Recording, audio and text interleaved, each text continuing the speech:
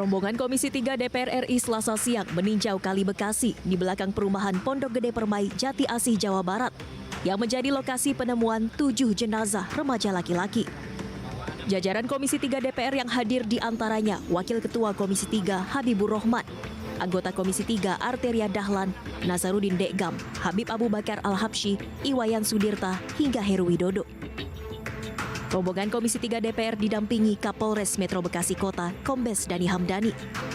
Peninjauan oleh Komisi 3 DPR untuk lebih mengetahui kejadian di balik penemuan 7 jenazah remaja laki-laki di aliran Kali Bekasi pada Minggu pagi lalu. 7 korban tenggelam sebelumnya diduga hendak tawuran dan melompat ke aliran kali untuk menghindari patroli polisi. Memang faktualnya ada aparat yang sedang menjalankan fungsi kepolisian. Nah, ada fakta lagi akibat adanya fungsi kepolisian tersebut, ya. Ada orang yang lari, dengan larinya orang tersebut, ya, sehari kemudian diketemukan sebagai mayat dan jumlahnya ada 7. Pelaksanaan tugas kepolisian, kami melakukan tugas-tugas preemptif bagaimana memberikan himbauan kepada masyarakat, kepada anak-anak usia belasan sehingga tidak lagi terjadi tawuran. Kami juga melakukan upaya-upaya preventif juga. Selain itu kami melakukan penegakan hukum terhadap tadi ada senjata tajam, ada tindak pidana yang terjadi karena permasalahan ini, kemudian kita proses secara hukum sampai ke pengadilan. Sebelumnya polisi mengamankan 22 remaja anggota geng motor yang hendak melakukan aksi tawuran menggunakan senjata tajam. Menurut polisi, 7 jenazah yang ditemukan di aliran Kali Bekasi tergabung dalam kelompok geng motor yang sama dan hendak tawuran pada Sabtu dini hari sekitar pukul 3 waktu Indonesia Barat. Mereka lalu melarikan diri saat kedatangan tim patroli perintis Polres Metro Bekasi Kota. Tim Liputan iNews melaporkan.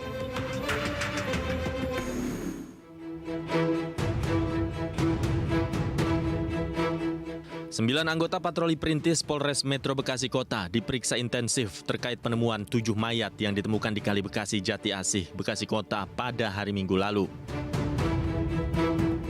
Kesembilan anggota patroli perintis ini diperiksa oleh Bidang Propam Polda Metro Jaya tentang SOP yang dijalankan, mulai dari menerima laporan hingga pelaksanaan di lapangan. Polisi juga tidak menutup kemungkinan jika ada saksi yang terlihat di CCTV akan diperiksa untuk dimintai keterangan. Bid Propam Polda Metro Jaya telah melakukan pemeriksaan terhadap 9 anggota patroli perintis presisi Polres Metro Jakarta Bekasi untuk mendalami, ya, ini sebagai bentuk akuntabilitas untuk semuanya clear, transparan, bagaimana tahap dari mulai menerima informasi proses cyber patrol hingga mendatangi lokasi. Ada beberapa orang yang berkerumun yang diduga berdasarkan informasi dari Kasat dan hasil pemeriksaan itu diduga sedang minum minuman keras. Sebelumnya warga menemukan jasad mengapung di aliran sungai yang berlumpur.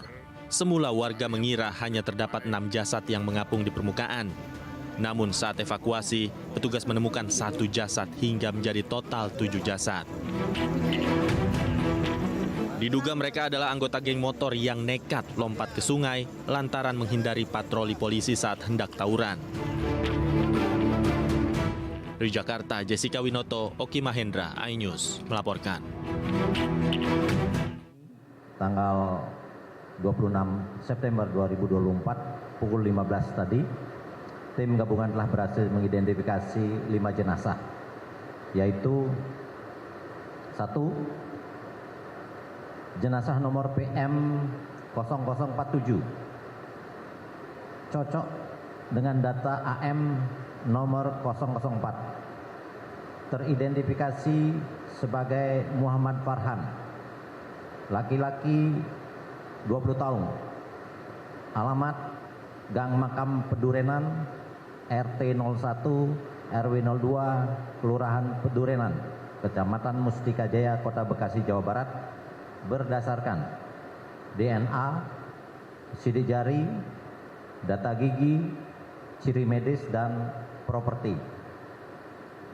2. Jenazah nomor PM 0043 cocok dengan data AM nomor 003 teridentifikasi sebagai Rizky Ramadan, laki-laki 15 tahun dengan alamat Ciketing Selatan, RT 002, RW 07, Kelurahan Ciketing Udik, Kecamatan Bantar Gebang, Kota Bekasi, Jawa Barat, berdasarkan DNA, data gigi, ciri medis, dan properti.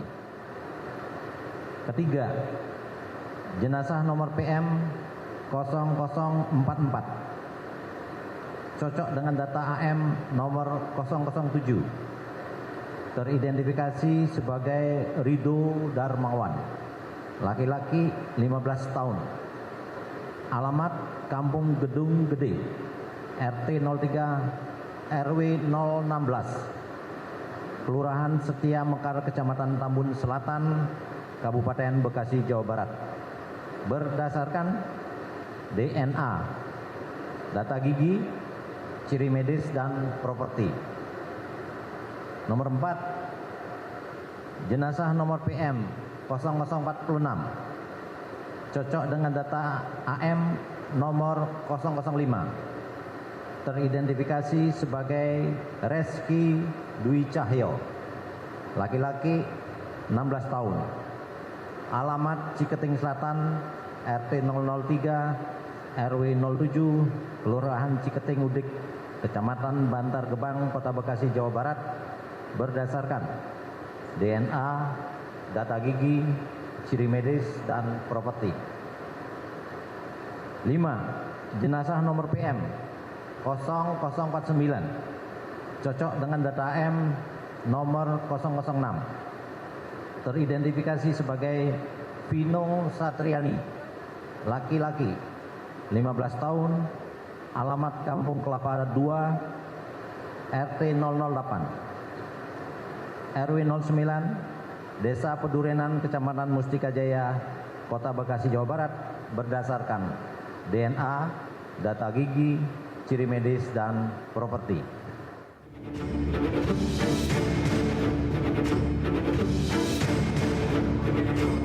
Tim dokter forensik dari Perhimpunan Dokter Forensik dan Mediko Legal Indonesia atau PDFMI telah menyelesaikan ekshumasi, pemeriksaan autopsi, dan analisis mediko legal terhadap jenazah Afif Maulana di Padang, Sumatera Barat. Berdasarkan metode ilmiah yang telah dilakukan, dokter forensik menyimpulkan kematian Afif bukan karena penganiayaan, melainkan akibat jatuh dari ketinggian. Kematian dari almarhum Afif Maulana ini adalah sebuah kecederaan atau kekerasan tubuh yang multiple pada daerah pinggang, punggung, serta kepala yang mengakibatkan adanya patah tulang belakang kepala, ada terluka juga di bagian otak. Sebelumnya pihak keluarga Afif Maulana mengajukan permintaan ekshumasi dan otopsi ulang karena kematian Afif dirasa janggal. Pasalnya terdapat sejumlah luka lebam pada jenazah Afif yang ditemukan di bawah jembatan Kuranji, Kota Padang, Sumatera Barat pada 9 Juni 2024 lalu. Sementara polisi menyebut Afif meninggal dunia karena melompat dari jembatan Kuranji setinggi 100 meter. Dari Padang, Sumatera Barat, Budi Sunandar, iNews melaporkan.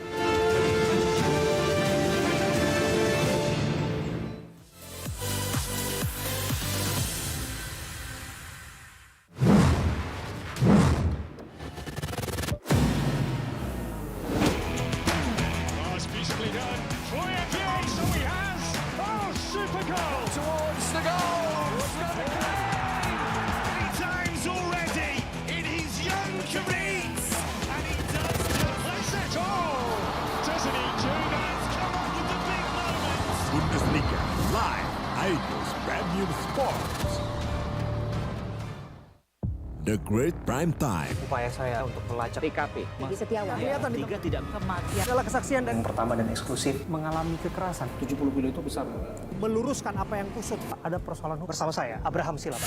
AB Plus, setiap Senin pukul 8 malam. Apakah hasilnya nanti akan berbeda? Tidak mungkin ini. Liga tidak mengetahui sama sekali kejadian itu. berunding di sini kan untuk mencari solusi. Saya Aiman Wicaksono, inilah. Rakyat bersuara, Selasa pukul 7 malam. 5 orang kobaran api dan 4 orang ikan api. Satu dari sekian, pokoknya ada orang tepas rem dan kaki menjadi saksi kunci. Juga mendengar bahwa The Prime Show, Rabu pukul 8 malam. adakah kaki Peggy carut marut ini masalah. Kita akan apakah yang dan meluruskan apa? Saya Anisha Dasuki. Dan saya Aryo Abdi. Interupsi, Kamis pukul 8 malam. Only on iNews.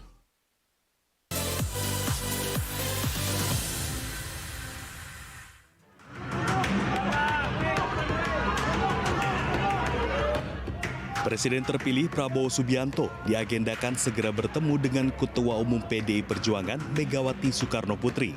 Hal itu disampaikan Ketua DPP PDI Perjuangan Puan Maharani. Pertemuan keduanya berdasarkan komunikasi yang telah dijalin antara Partai Gerindra dan PDI Perjuangan secara intens. Menurut Puan, Prabowo dan Megawati akan bertemu di sebuah tempat yang asyik, meski belum ada kepastian kapan waktunya. Insya Allah akan segera kita adakan pertemuan antara Ibu Mega dengan Pak Prabowo dalam waktu yang timingnya tepat. Timing tepatnya itu kapan sih Mbak kalau boleh tahu? Karena ini jadi saling tunggu-tungguan ya?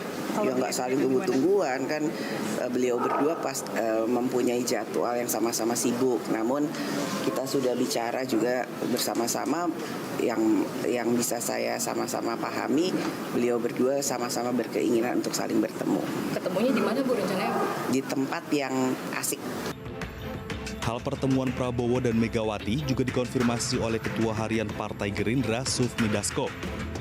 Bahkan Dasko memastikan santapan yang akan disediakan untuk pertemuan Prabowo Megawati sudah ditentukan. Sebenarnya begini, komunikasi sudah dijalankan, tetapi kemudian masalah tanggal, masalah tempat, ini juga masih dipastikan karena masing-masing saling mencocokkan.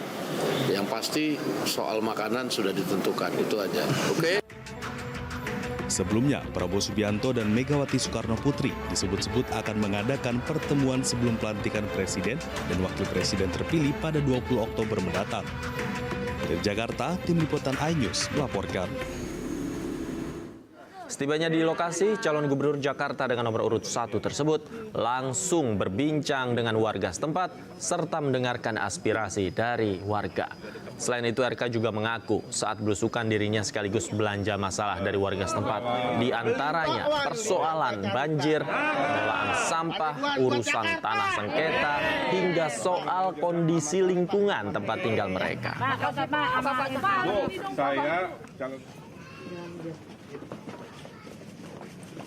Ya, alhamdulillah di hari kedua kampanye, salah satu metode kampanye yang paling saya sukai adalah belusukan. Kenapa? Bertemu warga yang genuine, yang orisinil, menyampaikan dukungan, menyampaikan kritisinya, menyampaikan harapannya. Nah, di daerah Pancoran ini kita datangi, alhamdulillah responnya baik. Mudah-mudahan mewujud pada kemenangan pasangan Ridho ya.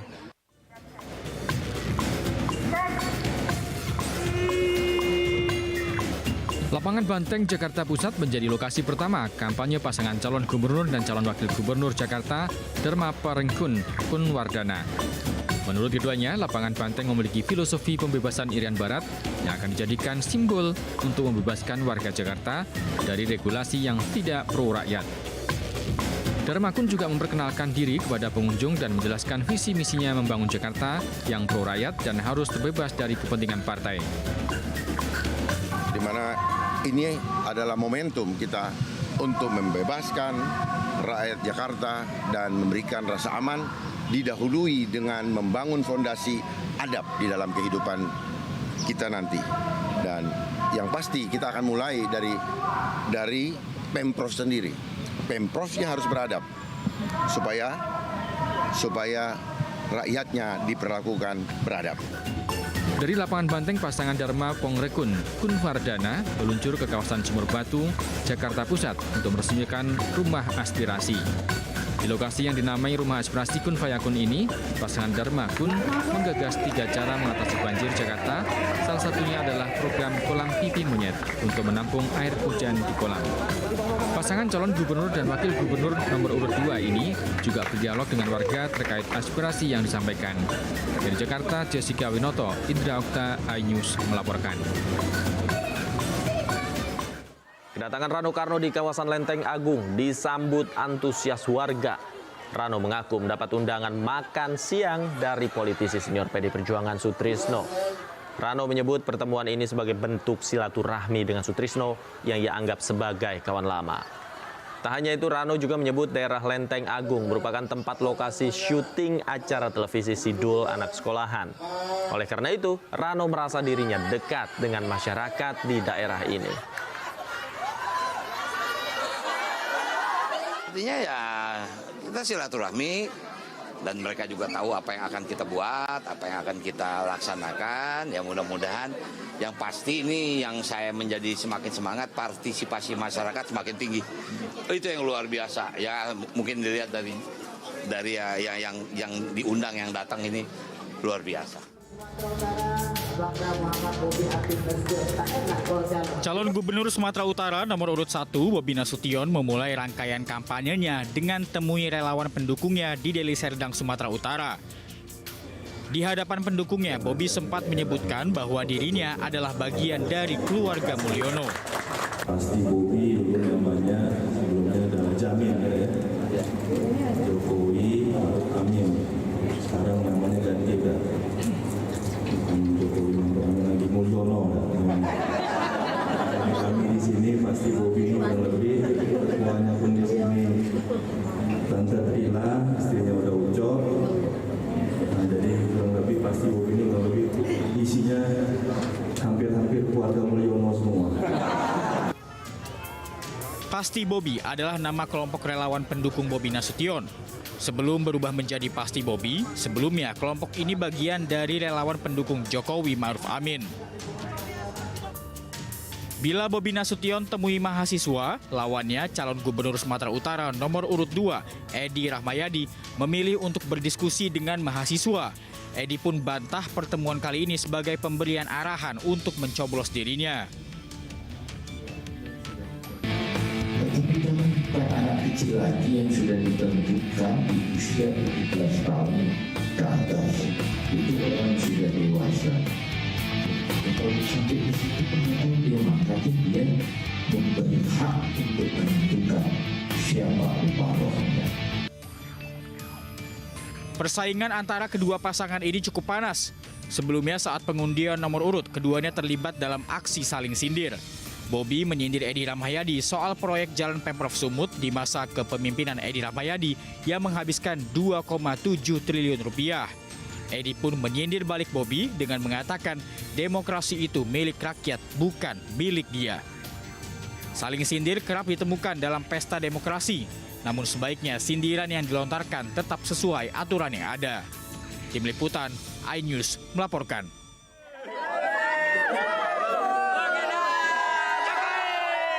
Kalimantan Timur, setibanya di Kabupaten Berau, Jokowi langsung meninjau Pasar Sanggam Aji di Layas yang merupakan pasar terbesar dan roda ekonomi di Kabupaten Berau tersebut.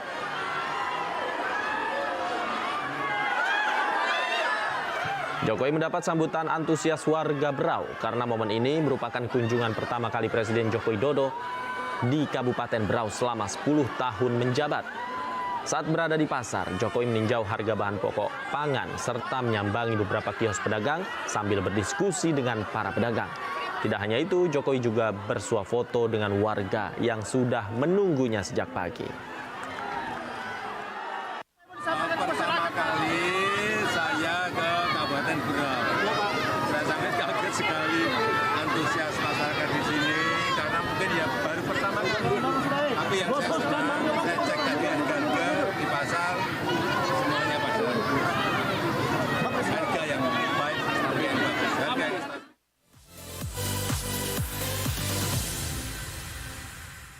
mengupas makna dan tafsir Al-Quran bersama ulama terkemuka tanah air. Kaumum min kaum khairun minal yadis sufla. Nggak bakal bisa dibayar oleh dunia dan seisinya. Jelas, lugas untuk kehidupan sehari-hari. Di antara yang merusak hati adalah buruk sangka. Wa aqimus shalah wa atuz zakah. Itu pun sejajar dengan jihad fisabilillah. Cahaya Hati Indonesia, Sabtu dan Minggu pukul 12 siang di iNews.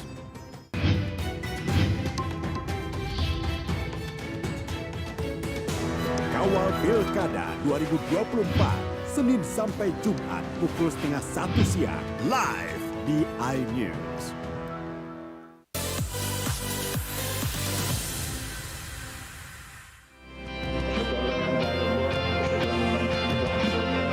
Sebanyak 34 Basnas Provinsi dan 496 Basnas Kabupaten Kota dengan total 750 peserta menghadiri rapat koordinasi nasional di Kota Balikpapan, Kalimantan Timur Rabu malam.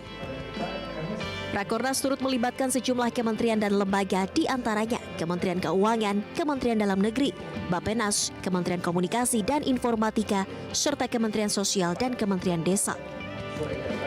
Rakornas yang membahas arah kebijakan strategis pengelolaan zakat di Indonesia ini menghadirkan Menteri Dalam Negeri Tito Karnavian dan Menko PMK Muhadjir Effendi sebagai keynote speech. Salah satu fokus utama dalam Rakornas adalah penguatan sumber daya manusia amil zakat. Peningkatan kualitas SDM amil zakat menjadi prioritas Kementerian Agama seiring dengan kebutuhan mendesak untuk menghadapi tantangan pengelolaan zakat yang semakin kompleks. Bahwa tata kelola zakat di Indonesia ini alhamdulillah semakin hari semakin baik.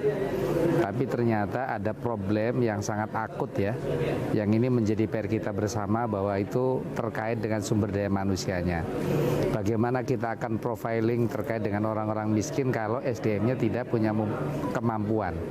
Nah, karena itu ke depan ini harus menjadi agenda bersama bagaimana kita menguatkan SDM amil zakat. Tercatat hingga saat ini terdapat 12.225 amil yang tersebar di Basnas dan LAS. Namun baru 12% yang telah tersertifikasi sesuai standar kompetensi kerja nasional Indonesia. Dari Balikpapan, Kalimantan Timur, Mukmin Aziz, iNews melaporkan. Berlokasi di kawasan Menteng, Jakarta Pusat, Kemenparekraf akan melakukan renovasi untuk gedung Kementerian Pariwisata menjadi gedung pesona Nusantara sesuai dengan arahan pariwisata yang berkualitas dan berkelanjutan. Peletakan batu pertama dilakukan langsung oleh Menparekraf Sandiaga Uno bersama Wamenparekraf Angela Tanusudibyo yang juga Ketua Umum Partai Perindo. Gedung yang mulanya 1 lantai ini akan diubah menjadi 5 lantai yang nantinya akan memiliki konsep smart office dan green building dengan mengedepankan keramahan lingkungan dengan meminimalisir penggunaan energi listrik. Hari ini kita groundbreaking dan ke depan akan berdiri gedung pesona Nusantara. Dan kita harapkan ini gedung yang bisa memberikan pelayanan publik dan akan dikelola dengan anggarannya dengan sangat hati-hati dan nanti juga ramah lingkungan yang bisa digunakan dengan penuh aspek inklusivitas. Rencananya, pembangunan tahap awal gedung yang sudah berusia lebih dari 70 tahun ini dimulai pada September hingga Desember 2024 dengan anggaran sekitar 24 miliar rupiah. Sementara pada tahap berikutnya hingga penyelesaian dianggarkan 14 miliar rupiah. Dari Jakarta, Fakih Satrio, iNews melaporkan.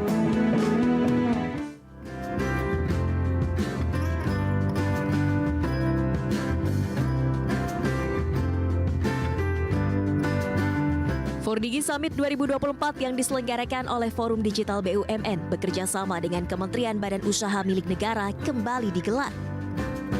Pada acara tahun ini, Pertamina berhasil membawa pulang penghargaan di bidang inovasi digitalisasi.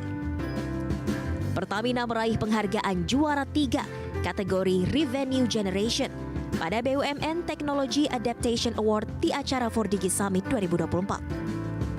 Penghargaan diperoleh melalui Digital Twin Project Initiative I-Square Insaka Energy Indonesia dari Subholding Gas. I-Square yang diimplementasikan di PGN Saka Energi merupakan teknologi untuk mendorong Pertamina mengefisiensikan aspek operasional sekaligus platform engineering pada proses bisnis hulu. Direktur Penunjang Bisnis Pertamina Eri Widyastono menyatakan penghargaan ini merupakan pengakuan atas inovasi digitalisasi yang berhasil dilakukan Pertamina dalam mendorong transformasi bisnis melalui adaptasi teknologi. Pertamina telah menerapkan digitalisasi di berbagai lini bisnis dari hulu ke hilir, salah satunya melalui pemanfaatan kecerdasan buatan atau AI.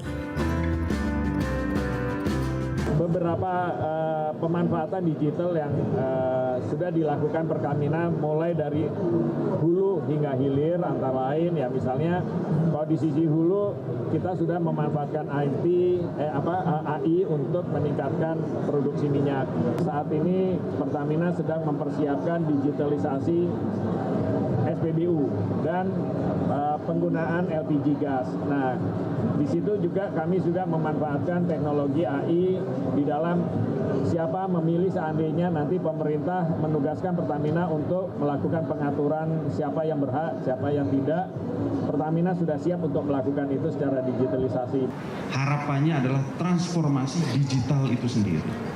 Bagaimana digitalisasi itu menjadi revenue source. Bukan hanya cost center, ya, tapi juga bagaimana ini mengakselerasi dari bisnis. Pertamina sebagai BUMN pemimpin di bidang energi senantiasa aktif dalam transformasi digital, menunjukkan komitmennya mengadopsi teknologi modern. Dari Jakarta, Heru Triyuniarto, iNews melaporkan.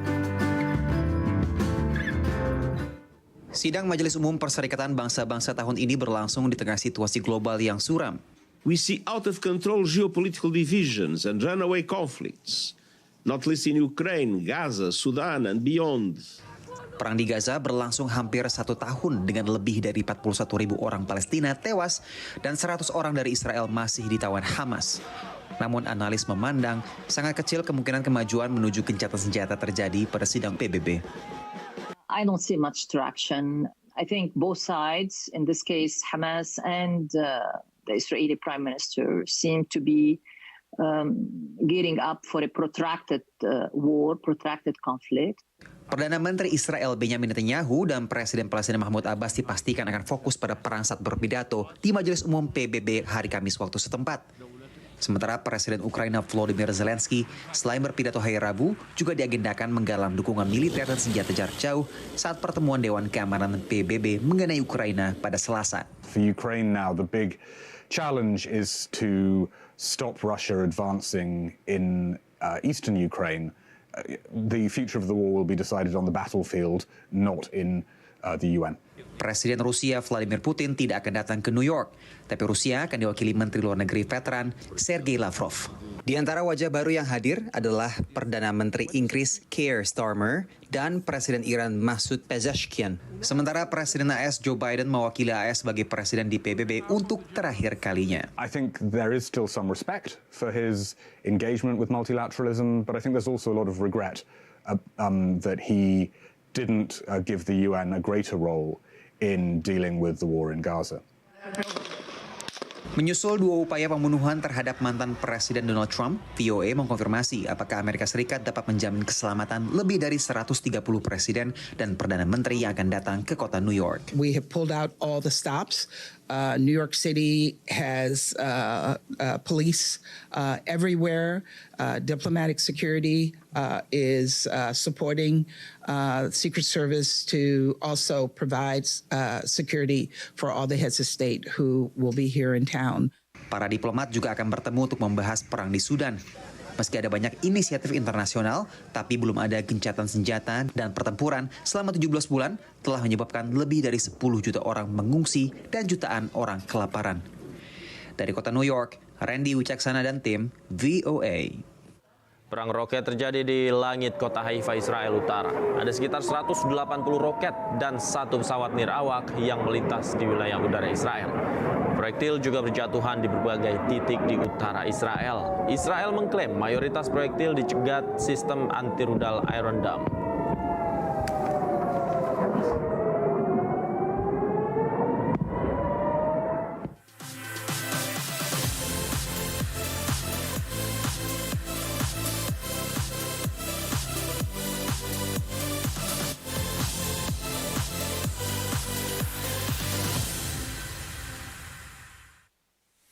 Pelaku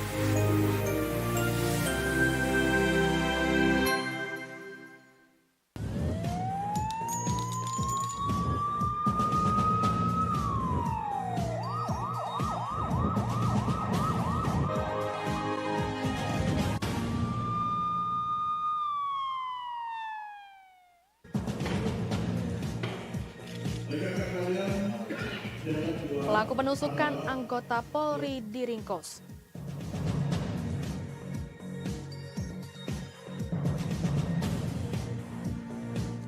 BNN Sumsel tangkap pria Parubaya di Jalinsum.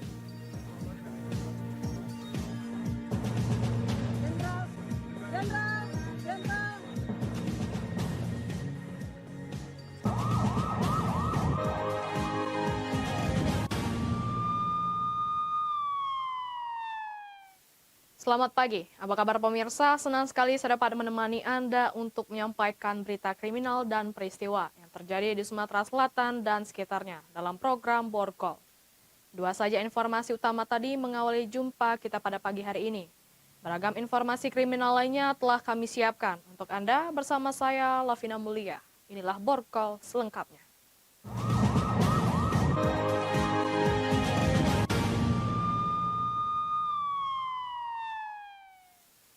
Kita awali berita pertama pemirsa. Lakukan penusukan terhadap anggota Polri saat dalam pengamanan calon wali kota dan wakil wali kota Palembang. Seorang pria diringkus polisi beserta barang buktinya. Selain anggota Polri, satu warga pun alami luka tusuk oleh pelaku. Rusli, 45 tahun, warga Jalan Lebak Keranji, Kecamatan Ilir Barat 1 Palembang, tak berkutik saat diamankan unit Reskrim Polrestabes Palembang. Pelaku ditangkap petugas lantaran pelaku telah melakukan penusukan terhadap seorang anggota Polri adalah Trisno. Saat sedang melakukan pengawalan salah satu paslon Cawako Palembang dari kantor KPU Kota Palembang usai mengambil nomor urut. Selain anggota Polri, pelaku ini juga melakukan penusukan terhadap salah satu warga, Jama, yang saat itu berada di lokasi kejadian. Motif kejadian ini diketahui di mana pelaku dendam dan rasa sakit hati terhadap korban Jama sehingga berujung penusukan. Yang di mana pelaku melihat korban saat berada dalam arah-arahan salah satu Cawako Palembang. Akibat kejadian tersebut, kedua korban mengalami luka tusuk sehingga harus dilarikan ke rumah sakit terdekat. Dari tangan pelaku, petugas mengamankan sebilah senjata tajam yang digunakan pelaku untuk melakukan penusukan terhadap korban. Mengingatkan memori atas permasalahan pribadi yang belum terselesaikan. Sekali lagi, permasalahan pribadi yang belum terselesaikan. Masalah pekerjaan yang berhubungan dengan keuangan. Namun tidak ada hubungannya dengan pemilu kada. Inilah yang memicu kembali, mengingatkan cerita lama, dan pada akhirnya emosi itu muncul, spontan yang bersangkutan karena sekali lagi budaya kebiasaan bahasa jantung sudah masih menjadi satu kebiasaan di Kota Palembang. Yang bersangkutan saudara Rusli atau tersangka mengeluarkan sebilah pisau, kemudian dilakukan tindakan yang bersifat membahayakan mengarah pada saudara Jama. Atas perbuatannya, pelaku dijerat dengan pasal 351 KUHP dengan ancaman 5 tahun penjara. Dari Palembang, Muhammad David, iNews melaporkan. Jelang Pilkada November 2024, Kapolres Oku Timur gelar cooling system ke seluruh polsek yang ada di wilayah hukum Polres Oku Timur. Hal tersebut dilakukan guna mensukseskan pilkada yang aman, nyaman, dan kondusif. Pilkada di Kabupaten Oku Timur sudah memasuki tahapan pengundian nomor urut calon. Masing-masing paslon saat ini sudah mengantongi nomor urutnya masing-masing. Guna memastikan pilkada di kabupaten berlangsung aman, nyaman, dan kondusif, Kapolres Oku Timur, AKBP Kevin Leluri, menggelar cooling system ke seluruh polsek yang ada di wilayah hukum Polres Oku Timur, yang diantaranya Polsek Martapura. Kegiatan yang digelar di Polsek Martapura tersebut ikut dihadiri oleh tokoh masyarakat, tokoh pemuda, tokoh agama, dan seluruh pihak terkait lainnya. Kapolres Oku Timur menyampaikan dengan tegas bagi seluruh masyarakat, baik sipil maupun ASN, PNS, serta instansi terkait lainnya, untuk tetap netralitas dalam pelaksanaan pemilu kada. Pihaknya akan mengambil tindakan tegas jika nantinya ada pihak-pihak yang berpotensi menimbulkan kericuhan saat berlangsungnya masa pilkada. Dan instansi yang terkait untuk kita tetap netralitas dalam pelaksanaan pemilu kada ini. Kita menghindari dari hate speech, kemudian black campaign, kampanye hitam, kemudian adanya provokasi, sehingga pilkada 2024 serentak di Kabupaten Oku Timur bisa berjalan damai dan lancar. Dari Oku Timur, Jatmiko Francisco, iNews melaporkan. Beralih ke informasi lainnya.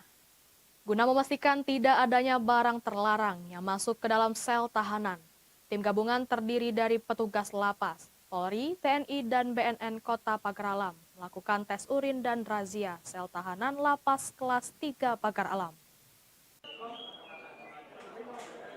Dengan dijaga ketat petugas gabungan TNI, Polri, dan petugas lapas, satu persatu warga binaan lapas kelas 3 Pagar Alam dilakukan tes urin secara acak kepada 30 orang warga binaan kasus narkotika, serta dilakukan razia barang terlarang di dalam ruangan sel tahanan oleh petugas gabungan. Hal ini dilakukan untuk pencegahan dan pemberantasan penyalahgunaan serta peredaran gelap narkotika atau P4GN. Setelah dilakukan pendataan oleh petugas BNN, satu persatu tahanan kasus narkotika didata oleh petugas BNN. Diambil sampel urin yang dilakukan di lingkungan lapas, dengan dijaga ketat petugas lapas dan petugas dari BNN. Barang yang berhasil ditemukan di dalam sel tahanan disita petugas, seperti kawat, gunting, sikat gigi, dan barang lainnya yang sudah diamankan untuk dimusnahkan. Razia gabungan, yaitu P4GN, serta tes urin, dengan jumlah tes urin secara acak atau random berjumlah 30 warga binaan dengan kasus narkoba.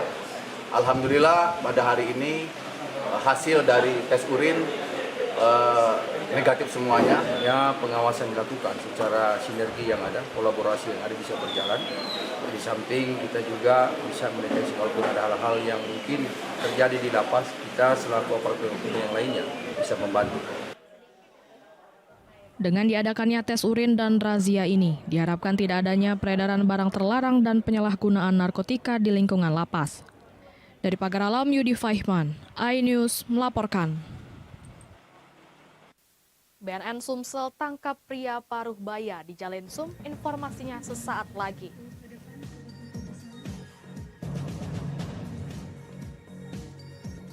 Jenderal.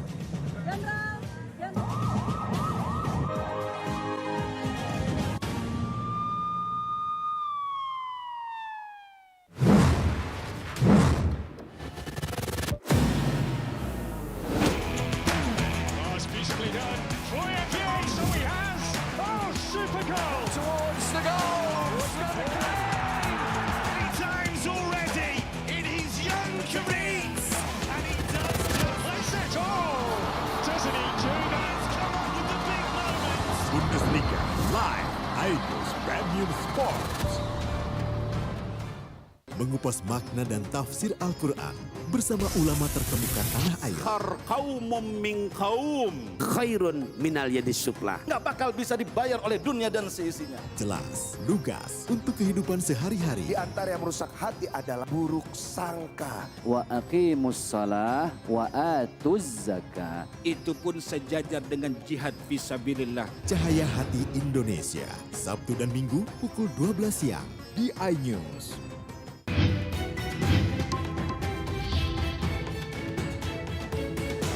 Kawal Pilkada 2024, Senin sampai Jumat pukul 12:30 siang, live di iNews.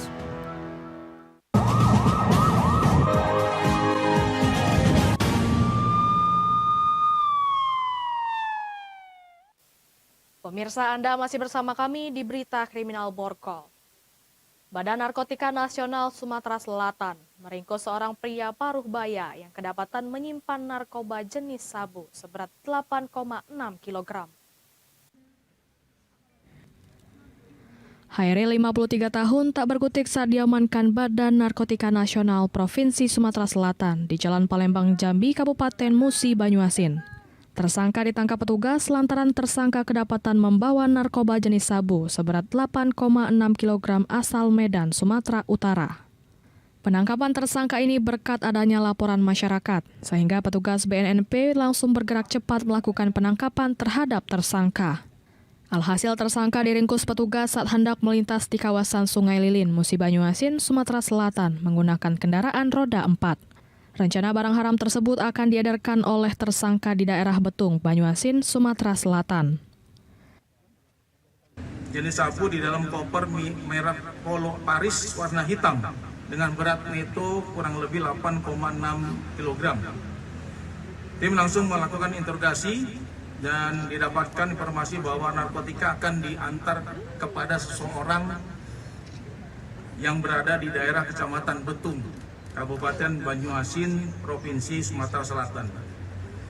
Atas perbuatannya, pelaku dijerat dengan pasal 114 KUHP nomor 35 tahun 2009 dengan ancaman seumur hidup atau 20 tahun penjara. Dari Palembang, Muhammad David, iNews melaporkan. Persidangan kasus perkara pengalihan penjualan aset asrama mahasiswa Batang Hari 9 bersumber dari Pemprov Sumsel yang melibatkan 2 oknum notaris sebagai tersangka. Saksi ahli perdata Unsri sebut JPU dari segi hukum langkahnya sudah kejauhan.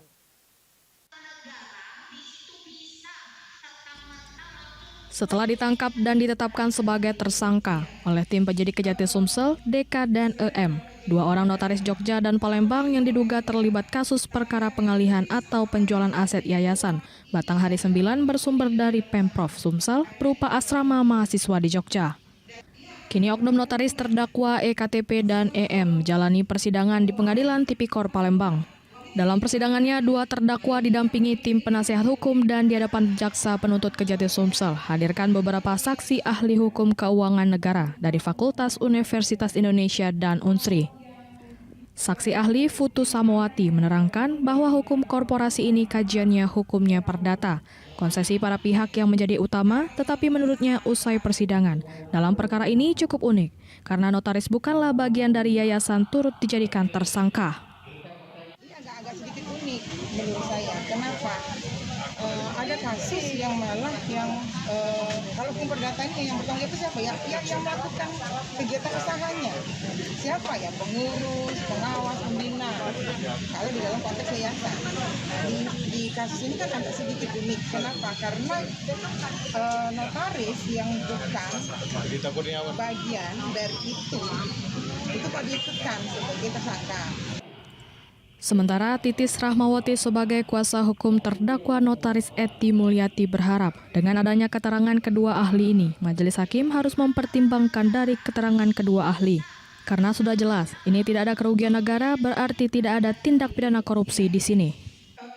Harusnya majelis hakim lebih mempertimbangkan dari keterangan ahli-ahli tersebut karena sudah jelas ini tidak ada kerugian negara, berarti tentu tidak ada tindak pidana korupsi di sini. Dan ahli yang mengatakan bahwa kasus ini tidak ada kerugian negara bukan hanya 1 orang, beberapa orang seperti itu. Jadi kami mohon juga majelis hakim dapat mempertimbangkan ahli-ahli yang sudah kita hadirkan seperti itu. Sebelumnya dalam perkara ini, Jaksa Kejati Sumsel telah menetapkan 5 orang yang menjadi tersangka. 2 orang telah meninggal dunia, yakni AS selaku mantan pengurus yayasan, CT yang melakukan penjualan aset yayasan, NW PNS Oknum BPN Jogja, DK Oknum Notaris Jogja, dan EM Oknum Notaris Palembang. Akibat ulah para tersangka itu, negara mengalami kerugian mencapai 10 miliar rupiah. Dari Palembang, Guntur, iNews melaporkan. Sopir truk asal Lampung tewas ditikam di depan Terminal Karya Jaya Palembang. Korban ditikam orang tak dikenal di bagian leher saat sedang berhenti untuk membeli rokok. Dari rekaman warga terlihat korban terkapar bersimbah darah. Korban terkena tusukan senjata tajam di bagian bahu dan leher bagian kiri. Korban diketahui bernama Dodi Suwanto, 46 tahun, warga Bandar Sri Bawono Dusun 6, Lampung Timur, Provinsi Lampung. Korban meninggal dunia tepatnya di seberang Terminal Karya Jaya sebelum pintu tol Palembang Lampung sekitar pukul 5:30 Senin pagi. Saat kejadian, korban bersama rekannya mengendarai truk Fuso melintas dari Pekanbaru tujuan Jakarta. Setibanya di lokasi kejadian yaitu Jalan Sriwijaya Raya, Kelurahan Ibul Besar, Kecamatan Pemelutan, Kabupaten Ogan Ilir, Sumatera Selatan. Korban yang sedang menyetir memarkirkan truk kendaraannya untuk membeli rokok di warung. Saat akan kembali ke dalam mobil, tiba-tiba korban diserang pelaku menggunakan senjata tajam. Jenazah korban langsung dievakuasi ke ruang forensik Rumah Sakit Bayangkara Palembang untuk dilakukan visum. Dari keterangan rekan korban yang menjadi saksi menjelaskan, saat kejadian dirinya sedang tidur di bangku belakang. Dirinya terbangun karena mendengar keributan. Sewaktu keluar mobil, ternyata terlihat korban sedang diserang pelaku dan pelaku langsung kabur. Sempat ngomong nggak Pak, udah terkapar? Udah terkapar, sempat ngomong ikat. Maksudnya suruh berhentiin anunya apa, darahnya yang ngucur tadi. Tapi kan posisi di sini gimana ngikatnya, saya bingung kan. Terus sempat ngomong, itu pisaunya ambil. Saya lari ngambil pisau juga. Terus saya papah ke pinggir trotoar itu. Dia baring, ininya udah keluar. Jadi pisau pelaku tinggal Pak. Kasus ini kini ditangani Satreskrim Polres Ogan Ilir, Sumatera Selatan. Belum diketahui identitas pelaku maupun motif penyerangan. Diduga pelaku merupakan pemalak yang meminta uang kepada korban. Dari Palembang, Firdaus, iNews melaporkan. Dua sejoli kompak curi sepeda motor warga. Informasinya setelah pariwara berikut.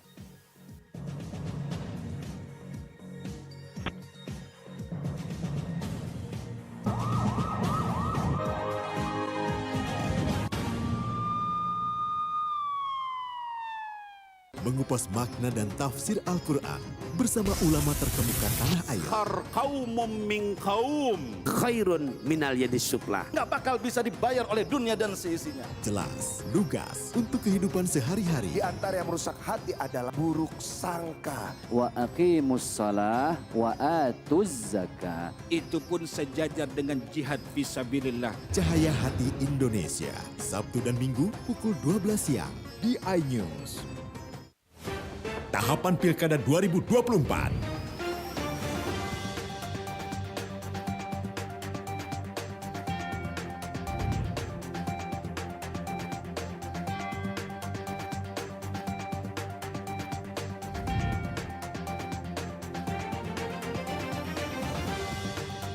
Ikuti informasi terkini seputar Pilkada di semua program berita iNews.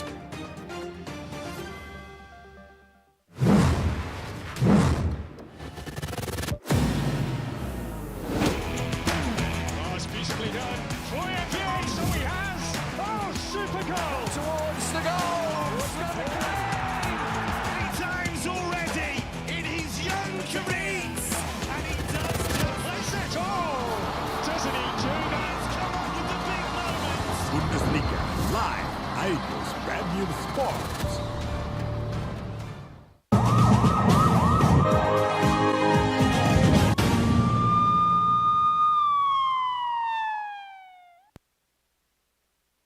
Inilah video CCTV detik-detik pasangan sejoli mencuri motor Matic Nopol BG 2569 ABQ. Kejadian ini terjadi di Jalan Muharijin 3, Lorok Pakjo, Kecamatan Ilir Barat 1, Kota Palembang, Sumatera Selatan. Terlihat di dalam video CCTV, sepasang sejoli ini sudah mengawasi sepeda motor yang terparkir di depan rumah. Saat melakukan aksinya, pasangan sejoli ini berbagi peran, yang wanita bertugas mengawasi sedangkan pria beraksi mengambil sepeda motor. Pada saat kejadian, pemilik rumah sedang berada di ruang tamu, mendengar suara lalu membuka jendela dan melihat motornya sudah tidak ada. Pada saat korban mengejar pasangan sejoli ini sudah berada jauh dari lokasi. Nah, kingok lah motor, tak kaget lagi, sikok lagi itu kan. Yalah buka pintu, tanya budak kecil, dua ikut di depan ni kan. Katanya lari kak, katanya bukan kawan kamu katanya. Bukan. Iyalah, dengan cewek dia kan dua motor sikok. Lagi kami kejar. Lewat simpang dua itu kami ke Jalan Besar. Muter lagi mau jirin ke SPBU, ada Demang. Nah, dari situlah kami tidak kata lagi kabarnya, Kak. Atas kejadian ini, korban alami kerugian sebesar 17 juta rupiah dan kasus pencurian ini telah dilaporkan ke pihak kepolisian sektor Ilir Barat 1 Palembang. Dari Palembang, Guntur, iNews melaporkan. Aksi pemalakan dan pungli truk dan kendaraan pribadi di Ogan Ilir kian marak. Para sopir truk ini pun sudah sangat resah. Polres Ogan Ilir bergerak cepat buruh pelaku pemalakan tersebut. Akhir-akhir ini para sopir truk berikut kendaraan pribadi yang melintas di Ogan Ilir, Sumatera Selatan diresahkan adanya aksi pemalakan dan juga pungli yang kerap dilakukan sejumlah orang tak dikenal. Aksi pemalakan diketahui terjadi di kawasan Simpang 4 Jembatan Flyover Nilakandi, Kecamatan Pemelutan, Kabupaten Ogan Ilir. Bahkan tak jarang aksi ini mengancam keselamatan karena pelaku yang berulah bak premanisme ini melakukan kekerasan dan main kasar jika para sopir maupun kendaraan yang melintas tidak memberi uang. Akibat banyaknya laporan yang masuk ke Polres Ogan Ilir, petugas dari Sat Samapta Polres Ogan Ilir langsung bergerak cepat memburu pelaku. Sayangnya saat polisi melakukan pengejaran, pelaku berhasil lari dan kabur sehingga lolos dari petugas. Sat Samapta Polres Ogan Ilir melaksanakan giat tepatnya di sekitaran Simpang Nilakandi. Secara habis giat tadi sudah keliling termasuk kita bersihkan di sekitaran Simpang Nilakandi. Ini untuk aktivitas termasuk tadi ada kurang lebih 10 masyarakat yang aktivitas kami kejar, namun kami lari, kami kejar, tidak kami dapatkan. Pengguna jalan dihimbau untuk terus memberikan laporan jika aksi pemalakan masih terjadi agar perjalanan nyaman. Dari Ogan Ilir, Fitriadi, iNews melaporkan. Demikian sajian berita kriminal dalam program Borgol hari ini. Semoga informasi tadi dapat memberikan manfaat bagi kita semua. Saya Lovina Mulia, sampai jumpa.